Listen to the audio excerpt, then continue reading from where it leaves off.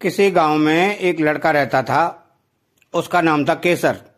वह बहुत ही आलसी था और मेहनत करने को पाप समझता था। इसलिए रात के समय में एक दो घरों में चोरी कर लेता था और जो कुछ हाथ लगता था उसी से अपना और अपने परिवार वालों का पेट भर लिया करता था। जब कभी कुछ हाथ न लगता तो एक पेड़ के नीचे बैठकर सिर पर हाथ रखकर रोने चिल्लाने लगता। बदकिस्मती से 2-3 दिन तक केसर के हाथ कुछ न लगा। उसने सोचा कि अब मेरे पापों का घड़ा भर चुका है और मुझे कहीं जाकर डूब मरना चाहिए। सुना है मरने से पहले इंसान को अपनी इच्छाएं पूरी कर लेनी चाहिए। यह सोचकर केसर ने इधर उधर से 2-4 रोटियों का सामान जुटाया और चल दिया मरने के लिए। कुछ दूर चलने पर केसर को एक बड़ा सा तालाब दिखाई दिया। तभी उसके पेट में चूहे कूदने लगे।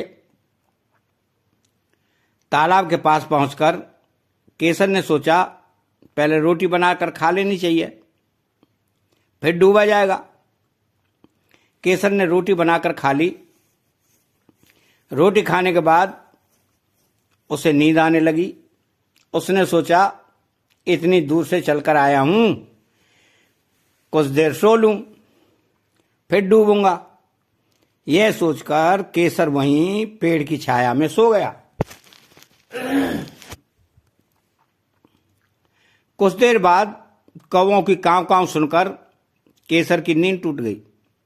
अब तो वे कौवे भी मेरे मरने का इंतजार बड़ी बेसब्री से कर रहे हैं ताकि उन्हें मेरा मीठा मीठा मांस खाने को मिल सके।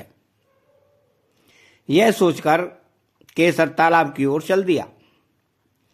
किनारे पर पहुंचते ही केसर ने देखा कि एक रंग बिरंगी बहुत ही सुंदर सी मछली बिना जल के तड़प रही है। आज तक जिंदगी में पाप ही पाप किए हैं, क्यों न मरते समय एक पुण्य ही कमा लिया जाए। यदि यमराज जी भी पूछने लगे कि पृथ्वी पर रहकर तुमने क्या अच्छा काम किया, तो कह तो दूंगा कि मरते समय मैंने एक मछली की जान बचाई थी। इतना सोचकर केसर ने उस मछली को उठाकर तालाब में डाल दिया। पानी में पहुंचते ही उस मछली ने एक सुंदर जलपरी का रूप धारण कर लिया। तब उस सुंदर जलपरी ने कहा कि तुमने मेरी जान बचाकर मुझ पर बहुत बड़ा उपकार किया है। मैं तुमसे बहुत प्रसन्न हूं, जो चाहो मांग लो। केसर ने जलपरी को शुरू से लेकर अंत तक अपनी सारी कहानी सुना दी और यह भी बता दिया कि उसकी यहां तक मरने की नौबत कैसे आई।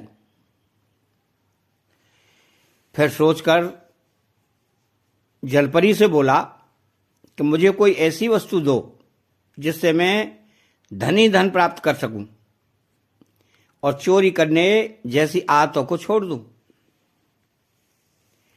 तो जलपरी ने केसर को एक फावड़ा और कुदाल देकर कहा कि जाओ, इससे जाकर अपनी भूमि पर खेती करो। तुम इन्हें जितना अधिक मिट्टी में चलाओगे उतनी ही अधिक फसल होगी। उस फसल को बेचकर तुम जितना चाहे धन प्राप्त कर सकते हो। इतना कहकर जलपरी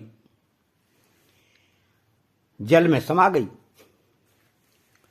केसर ने सोचा यह जरूर मेरे पुण्य का फल है। फावड़ा और कुदाला लेकर खुशी खुशी घर आ गया और जुट गया अपने काम में। बहुत मेहनत की और मेहनत करने के बाद वो चोरी करने का वो काम छोड़ दिया और पैसे वाला बन गया।